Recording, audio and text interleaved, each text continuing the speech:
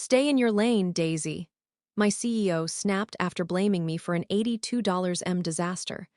But I found the clause that made his signature toxic, escalated to the board, and watched him get fired while I took his title by Friday. He told me to stay in my lane, so I built an 8-lane highway over his career. The morning it all burned down, his badge wouldn't scan. The red light blinked over and over while the security guard shifted uncomfortably, pretending not to see his panic. By noon, the boardroom door opened for me instead. That's how it ended, but not how it began. My name's Lena Carver, 33 years old, former compliance and operations lead at Stratiform Systems, a name you've never heard but probably pay taxes to. We build modernization frameworks for federal agencies. Translation: we sell red tape to the government for 8 figures a year. My job was to keep it legal, keep it clean, keep the wolves out. For 6 years, I lived in the shadows of the big talkers, the visionaries who took credit for my work. And then he arrived. Evan Locke, vice president of sales. Sharp suits, polished teeth, and a LinkedIn smile that could sell ice to an Alaskan. He strutted in calling himself a disruptor. In corporate language, that means a man who doesn't read the manual and expects women like me to clean up the blood when it goes wrong. The first 2 weeks, he rewrote our pitch decks and turned compliance checkpoints into bureaucratic hurdles. My name started disappearing from email chains. I was removed from briefings I'd built from scratch. The calls that used to need me suddenly didn't. Then came the elevator. It was just the two of us, 40 floors of silence, humming metal, and recycled air. He stared at his reflection, adjusting his tie like a man in love with his own jawline. "Evan," I said evenly, "the DCS renewal proposal, your slide 8 claims Stratiform owns the data platform. We don't. It's shared source under a federal reseller license. If you present that, you're lying to the client." He didn't turn. He just tilted his head, smirking at my reflection beside his. "Lena, relax, it's a typo. My team will clean it up." "It's not a typo," I said. "It's a federal violation." The elevator dinged at the 40th floor. He turned then, close enough that I could smell the expensive cologne hiding stale breath. "Stay in your lane, Lena," he hissed softly. "You handle the paperwork. I'll handle the relationships." He stepped out before the doors closed, and standing there, staring at my own reflection, I understood something I hadn't before. I wasn't being excluded. I was being set up. When it went wrong, and it would go wrong, he'd have a ready-made scapegoat, the quiet compliance lead who failed to flag the risk. I reported it. HR smiled, legal shrugged, and the CEO told me, "Fix it quietly." They didn't want it fixed. They wanted it buried. That was the moment the rope slipped around my neck. And I decided if I was going to hang, I'd drag the whole damn gallows down with me. The first clue came 2 nights later, buried deep in an internal archive, a 20-page policy no one had read in years. Section 9.7.3. And it had his name written all over it. Stratiform Systems didn't hire people like me for glory. They hired us to absorb risk, patch disasters, and take the fall when men like Evan Locke set the building on fire. Before Evan, I'd been the quiet success story, 6 years, 3 promotions, and a spotless audit record. I worked late, talked little, and made sure every contract we touched could survive a federal inspection. Compliance isn't glamorous, it's survival. It's making sure the truth is sharp enough to slice through someone else's lie. When Evan arrived, everything changed overnight. His charm was radioactive. The board adored him. The CEO called him the future of Stratiform. Within a month, half the company's deals were being run through his new Velocity team. It wasn't a team, it was a cult of salespeople drunk on buzzwords. He used phrases like synergistic outcomes and relationship leverage as if they meant something. But to me, it was all just noise covering fraud. The deal that mattered most was the Department of Civic Systems renewal, a 5-year, $84 million contract. Our crown jewel. The entire company's reputation was tethered to it. And that's what Evan wanted, a big, glossy signature moment he could plaster across Forbes. I warned him in writing, twice, that his licensing claims were false. I copied legal. I copied HR. Nobody cared. Then I got a panicked message from a junior procurement analyst. He'd accidentally forwarded me an email chain meant for Evan's team. Evan had bypassed every internal review and directly pitched the DCS project manager, a personal friend of his. He'd told them Stratiform owned the platform. He'd promised exclusive features we legally couldn't deliver. And within 48 hours, the client froze the account. The $84 million renewal flipped from pending to on hold eligibility review. The CEO called me into his office. Not Evan, me. "Lena, the DCS renewal is collapsing," he said, half-moon glasses sliding down his nose. "I don't care what went wrong, I care that it gets fixed. Quietly." He said it like a warning, like don't make me regret hiring you. I walked out of his office numb, realizing what this really meant. They were building the narrative. Evan, the visionary who tried to save the company. Me, the bureaucrat who missed the red flags. The scapegoat was already chosen. I could quit. Leak it to a journalist, burn them all. But that would make me a disgruntled ex-employee in every headline. They'd survive. I'd disappear. So I did what I do best. I opened the archive. Not the public files, but the dead, dusty folders, old policies, outdated memos, forgotten board minutes. I spent 2 nights combing through legal sediment, drinking bad coffee until my hands shook. And that's when I found it. Section 9.7.3, Prohibited Representation in Federal Procurement.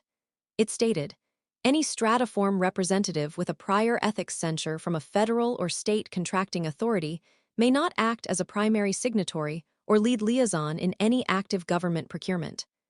It was designed to protect the company from people like him. Then a memory hit me, a rumor from years ago about a sales executive who'd been censured for conflict of interest. The name hadn't meant anything back then. But now, Evan Locke, it was him. And if my memory was right, he hadn't just lied to the client, he was federally ineligible to even speak to them. I opened his HR onboarding file. It was locked, but the background check attachments weren't. And there it was. A sanction, active until next spring. He had signed the acknowledgement himself, his own digital signature under the words, "I have read and understand my restricted status." He knew the whole time. And if I played this right, his signature would be the match that burned his entire empire down. The next morning, I came to work looking like every other burned-out mid-level employee, coffee cup in one hand, laptop bag in the other, dead behind the eyes. No one noticed that inside that bag was a 20-page printout with a digital signature that could nuke a career. I didn't need to leak. I needed to validate. It wasn't enough to have proof. In a company like Stratiform, you had to build a perfect cage of documentation. The only language they respected was evidence that could survive an audit. I checked the metadata on the onboarding file. The upload date matched his first week at the company. I verified the file hash, untouched, clean, timestamped by HR's vendor system. Then I cross-referenced it against the internal compliance policy. It was all airtight. Evan hadn't just violated policy. He'd contaminated a federal file with his own ineligibility. If the Department of Civic Systems ever connected the dots, Stratiform wouldn't just lose the renewal, we'd be blacklisted from every federal contract for years. That's when I realized something chilling. The deal wasn't dead. It was recoverable. If the company withdrew the tainted proposal, replaced the ineligible signatory, and resubmitted under a compliant authority, the DCS would reopen negotiations. I didn't need to destroy Stratiform. I needed to control it. And buried in an old set of board minutes from 6 months ago, I found the lever. A line almost no one remembered. In the absence of a permanent VP of Compliance, interim signature authority for regulatory remediation actions up to $100 million is hereby granted to operations lead Lena Carver. My name. My title. Their signature. I read it 3 times before the meaning sank in. They had given me the power they thought they'd buried. The board had handed me the keys to every federal deal in the building, and then forgot. They had sidelined me, ignored me, and tried to make me the scapegoat, while my forgotten authority clause sat waiting like a loaded gun.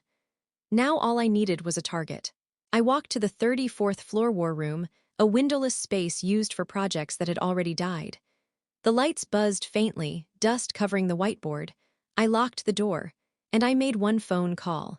Not to HR, not to legal, to the one office that could bury Evan Locke for good. Office of Ethics and Procurement Integrity, a voice answered. This is Officer Renner. Good morning, Officer Renner. My name is Lena Carver, Operations and Compliance Lead for Stratiform Systems. I'm conducting an internal remediation of our active renewal file, DCS-48B. I need to verify a compliance conflict. His tone shifted instantly. Name, Evan Locke. A pause, then, we don't usually confirm personnel restrictions. I understand, I said calmly. But we have internal documentation citing an active sanction through next May. I need to know if your list reflects that. Silence. Typing. Then, that's correct. Locke remains under federal restriction. He's ineligible to participate in any active procurement. Any file bearing his signature is void. My hand didn't shake. My voice didn't rise. Thank you for confirming, I said. Effective immediately, I'll be replacing him as signatory and retracting the invalid proposal. Understood, Officer Renner replied. Please resubmit under a compliant authority by end of quarter. Click. I sat there in the stillness, the hum of the air vent sounding like applause. The $84 million contract wasn't dead anymore. It was mine. And Evan Locke had no idea that he'd just been erased from his own deal. By Wednesday morning, Evan was strutting through the halls again, loud and shiny as ever. Word around the office was that he'd stabilized the DCS renewal. He had no clue I'd already withdrawn his version from the federal system. I watched him rehearse his fake grin in the reflection of the glass walls. He was planning a boardroom demo for the CEO that afternoon, his vision deck. Everyone believed the account was saved by his charm. He'd built a lie so tall it cast a shadow over every floor of stratiform systems, and I decided to make that shadow collapse from the inside. I started with allies, the invisible people, the ones who really ran the place. Myra Thomas in procurement, who still carried the sting of being passed over for promotion after she caught a VP falsifying vendor quotes. Gabe Alvarez in IT security, who had a personal vendetta against sales for constantly leaking confidential files through their personal phones. They didn't need speeches. They just needed to know I was done playing nice. By noon, Gabe had set up a hidden encrypted pipeline between my sandbox laptop and the DCS ethics office. No one else had access. Not legal, not sales, not even the CEO's dashboard. Myra recovered the original master contract, the one Evan's team had accidentally altered to remove the indemnity clause that would have made him personally liable for fraud. We called it what it was, premeditated deletion.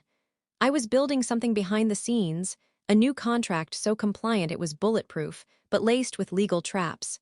Every clause was a tripwire. Every line of text looked boring until it wasn't. It was a slow-burn revenge, the kind that wears a suit and smiles politely. But while I was rewriting history, something happened I didn't expect.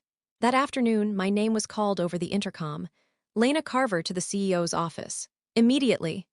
Inside, the temperature dropped 20 degrees. The CEO wasn't alone. Sitting across from him, legs crossed, was Renee Hallstrom, Stratiform's general counsel. Lena, the CEO said, forcing a thin smile. Evan tells me you've been conducting some independent compliance research. I didn't answer. Renee leaned forward, tapping her manicured nails on a folder. You've accessed restricted HR files. You've initiated communication with a federal office without authorization. That's not compliance, Lena. That's insubordination. Evan was leaning in the corner, fake sympathy painted on his face. He said softly, "No one's out to get you, Lena. We just need to keep things orderly. You know how dangerous misunderstandings can look on your record." It was almost perfect theater. Almost. Because sitting on my laptop, buried in the metadata of my new draft, was Board Resolution 8.14, the same one granting me independent signature authority up to $100 million.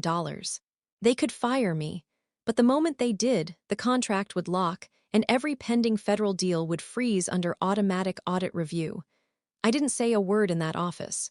I didn't defend myself. I just nodded once, pretending submission. Of course, I said. You're absolutely right. I'll stay in my lane. Evan smiled, thinking he'd won, but I was already halfway down the hall, heading toward Gabe's office. I need a timestamp, I told him. An unalterable one, something that can prove who executed the federal retraction and when. He frowned. You planning something that'll hurt? Not me, I said, but him. Yeah, that night at 3:12 a.m., Gabe's system generated the log. Official DCS remediation executed by L. Carver. Signatory authority, valid per Resolution 8.14. Prior submission E. Lock voided due to ineligible representation. The file was now live on a federal server. Immutable, traceable. By the time Evan woke up, he was already ruined. He just didn't know it yet. That Thursday, I stopped pretending to be scared. I smiled at people in the hallway. I brought donuts. I was invisible again, just like before, quiet, polite, forgettable. But in my head, I was engineering his downfall. Evan Locke thought reputation was armor. He didn't realize it was gasoline. By Friday morning, my machine was ready. The new DCS proposal, my version, looked boring. That was the point. It was formatted in pale blues and muted grays, so painfully compliant that anyone glancing at it would fall asleep halfway through. But inside, every clause was a weapon. I called them the 4 triggers. Trigger 1, the visibility clause. Any attempt to remove or replace me as signatory within 90 days would trigger an external audit by the Department of Civic Systems. If the board tried to sideline me again, the client would know instantly. Trigger 2, the personal liability map. If that audit found any misconduct tied to stratiform leadership decisions, the board couldn't hide behind the company's insurance. The financial penalties would come directly out of their personal compensation packages. Trigger 3, the integrity adjustment. Any attempt to modify the contract's core scope or ownership language without a third-party review would automatically grant the client a 10% fee reduction, an $8.4 million punishment for tampering. Trigger 4, the ethics hygiene mandate. Any representative found to be on a federal restriction list, like Evan, would have to be replaced within 24 hours or the contract would self-nullify. It was a legal grenade disguised as a spreadsheet. Myra double-checked every clause. Gabe encrypted it under a secure SHA-256 hash and logged every keystroke into an immutable ledger. It couldn't be deleted, couldn't be altered, couldn't even be denied. But I wasn't finished. I needed the show. The part where Evan would watch the empire crumble around him and realize I hadn't just beaten him, I'd used his own arrogance as the detonator. So I printed a ceremonial copy. Thick card stock, black binding, gold divider tabs. It looked like a legacy document, the kind lawyers keep in vaults. Then, at 6:14 am, Monday morning, I walked into Stratiform's 41st floor. The place was empty, just humming lights and that faint ozone scent of early servers. I sat in the old war room, opened the secure tunnel Gabe had built, attached my contract and hit send. The upload bar inched forward. Green. Complete. Submitted Office of Ethics and Procurement Integrity, Officer Renner. Status, executed. 4 lines later the message came back. Received, reviewed, approved, countersigned. File archived. I exhaled. That was the moment the building stopped belonging to him. I printed the black-bound copy, walked to his corner office, unlocked the door with my old master key, and set the document right on his keyboard. I opened it to the page that mattered, my signature, clean and final. Named signatory, Lena Carver, acting compliance officer. Then, under my breath, I whispered, fixed. Quietly, when the staff arrived, the gossip spread fast. The DCS renewal had gone through overnight. Everyone was calling it Evan's miracle. I let them. At 9:03 am, my phone started flashing. Legal, HR. The CEO's assistant. Then finally, the CEO himself. Lena, he said tightly. We need to talk about this new contract. Some of the terms, well, they're unusual. I followed your instructions, I said. I fixed it quietly. He didn't speak for a moment. Then, be in the boardroom at 10. I hung up, smiling faintly, because by 10 o'clock my triggers would already be live.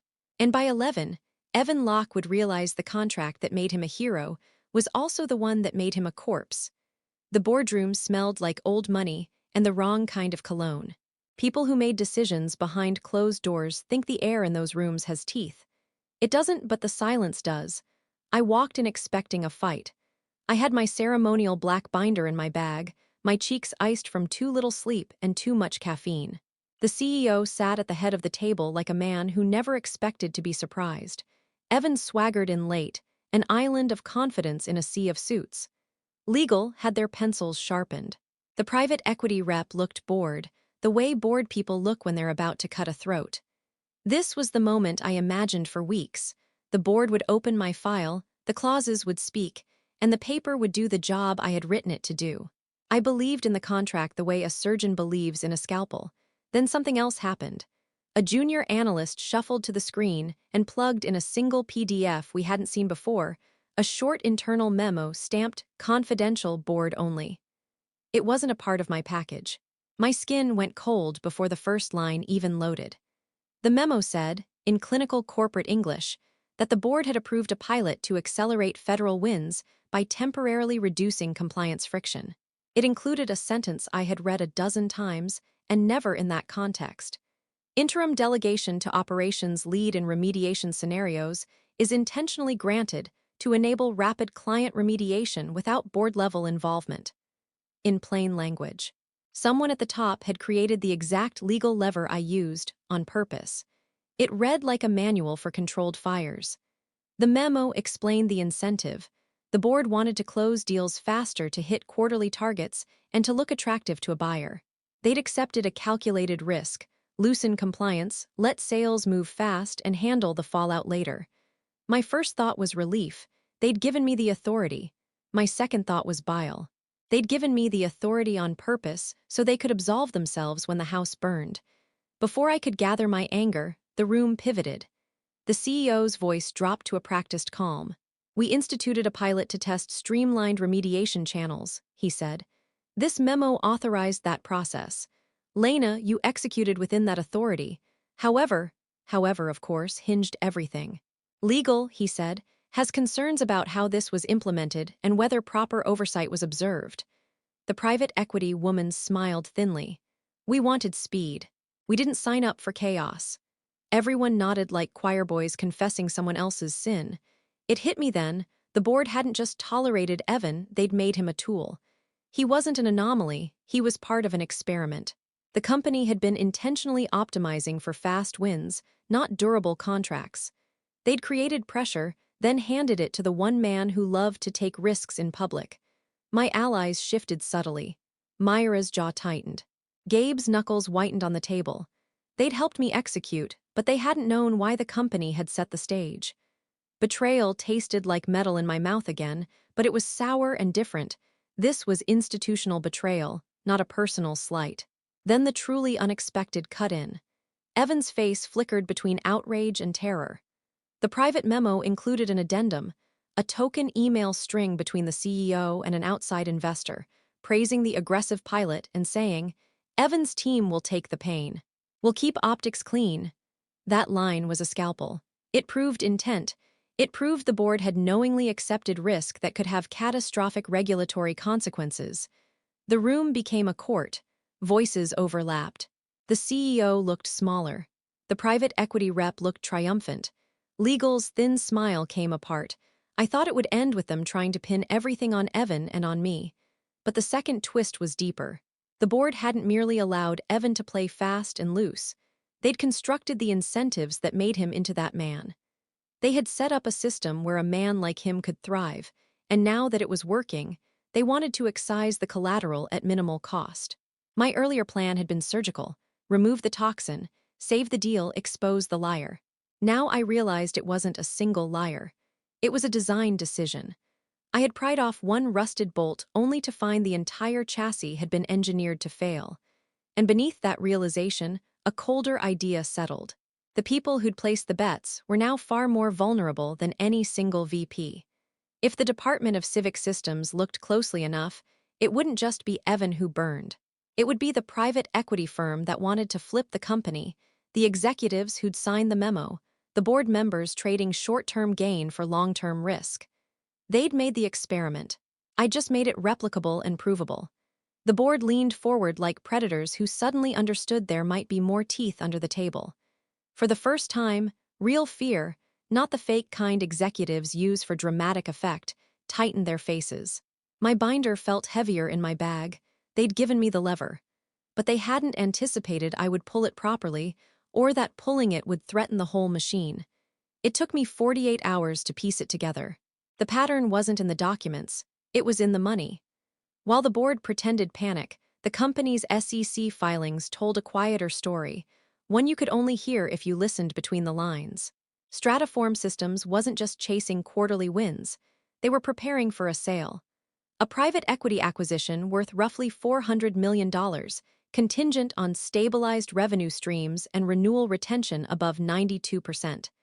Translation: if the DCS contract failed, the sale collapsed.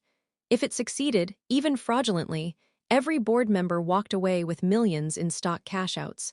That's why they'd loosened compliance. That's why they'd brought in Evan Locke. And that's why they'd told me, fix it quietly. Evan wasn't the villain. He was the decoy. They'd hired a man with a known ethics sanction, buried his restriction in a maze of onboarding paperwork, and pointed him straight at the government account. His charm and recklessness weren't flaws, they were cover. He was supposed to close the DCS deal by any means necessary. If it went well, the board got their sale. If it went wrong, they'd sacrifice him. And me.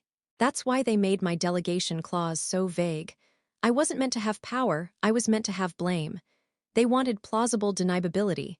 We gave her limited authority. She went rogue. The VP was misled. They'd built the perfect scapegoat sandwich, a fall guy on top and a cleanup woman below. But they underestimated what happens when the cleanup woman stops cleaning. I traced the email trail further. I found the smoking gun in a subfolder labeled Investor Briefing Q3. A PowerPoint deck, glossy and confident, dated 3 weeks before the DCS scandal erupted. Slide 7. Projected impact of expedited renewal process. Underneath, projected compliance exposure, low, risk absorption strategy, contained via existing operational delegation L. Carver. My name, right there. I wasn't the fire extinguisher. I was the fire break, a human shield built into their business model. And Evan, he never knew. He thought he was running the show, but he was nothing more than a bright, disposable fuse. That night, sitting alone in the war room, I played the audio recording from my call with the Office of Ethics, Officer Renner confirming Evan's ineligibility. His voice was steady, bureaucratic, fatal. If I sent that recording to the right place, if I attached the investor memo, the pilot program, the board's emails, I wouldn't just expose one corrupt VP. I'd detonate an entire sale. But there was something colder in me now. Something that didn't want justice in headlines. I didn't want exposure. I wanted control. They'd built a system that rewarded deceit and buried truth. I could dismantle it, or I could own it. The next morning, I met with Counselor Renee Hallstrom, the company's legal head, the same woman who tried to corner me weeks ago. I slid the investor memo across her desk. "You knew," I said. "You signed this. You structured this deal." She didn't deny it. She didn't blink. "Everyone was complicit, Lena," she said softly. "We had pressure from the top. You were supposed to absorb the fallout. That's how systems like this survive." I leaned forward. "Not anymore. Because the beauty of systems like this, the horror of them, is that they can be rewritten from the inside, one clause at a time." Renee looked at me like she finally understood what I'd become. "You're not trying to expose us," she said. "You're trying to replace us." I smiled. "Exactly." The board had created a ghost to carry their sins. Now the ghost wanted their seats. The board met again the following Friday at 4 p.m. That cursed hour when executives think no one notices their panic. The blinds were drawn. The air smelled like copier heat and fear. I walked in holding nothing but a single manila folder and a black coffee. The CEO tried for civility. "Lena," he said, "we appreciate everything you've done to stabilize DCS, but there are governance concerns. The board feels it's cornered," I said. My voice didn't shake. "And you should. I have every document that proves you used a sanctioned employee to falsify a federal contract while you position me to take the fall. That's criminal conspiracy under Title 18. No one breathed. Even the air conditioning paused. Renee Hallstrom, legal, was the only one who didn't look shocked. She already knew what I had. She was waiting to see what I'd do with it. I set the folder on the table and slid it toward the chairwoman. "Inside are 4 items," I said. "The federal audio confirmation, the investor deck with my name listed as risk containment, the board pilot memo, and the executed contract you all bragged about saving." The chairwoman flipped through the pages, her hands trembling. "If I send these to the Office of Ethics," I said quietly, "the DCS will suspend the renewal and open a criminal investigation. You'll lose your acquisition, your bonuses, and probably your careers." The CEO's voice cracked. "What do you want, Lena?" I almost said justice, but that wasn't true anymore. I wanted permanence. You'll create a new division, I said. Risk and revenue integrity. It will sit parallel to sales and operations. It will report directly to this board, not through you, not through any VP. And I will run it. You're blackmailing us, someone whispered. No, I said. I'm giving you continuity. If I vanish, the triggers in that contract activate. Every one of your federal renewals will lock into audit. The private equity woman leaned forward, calculating fast. You're serious? I wrote the triggers, I said. Silence stretched, then the gavel came down. Motion carried, the chairwoman said faintly. Effective immediately. Evan sat at the end of the table, a ghost in a suit. His security badge lay face down beside his untouched notebook. You think this makes you powerful? He spat. You're still just paperwork. I looked at him, at the man who once told me to stay in my lane. That's the thing about paperwork, I said. It outlives people. The guards came for him minutes later. No shouting, no scene, just the soft click of a deactivated badge. By Monday, his office was empty. My new one overlooked the whole floor. The plaque on the door read VP, Risk and Revenue Integrity L. Carver. HR delivered a box of his leftover mail and asked where to forward it. I typed my reply without hesitation. All correspondence for that title now routes to me. That night, I walked the silent hallway. The building felt different, sterile, obedient. Through the glass, I could see his old desk, bare except for the black-bound binder I'd left there days earlier. The gold tabs gleamed under the security lights. I didn't touch it. Control isn't loud. It doesn't scream. It just signs quietly until the world rearranges itself around your signature. As I turned off the lights, I whispered the words he once hissed at me in that elevator. Stay in your lane, Evan. And then, softly, smiling to myself, I built the damn highway.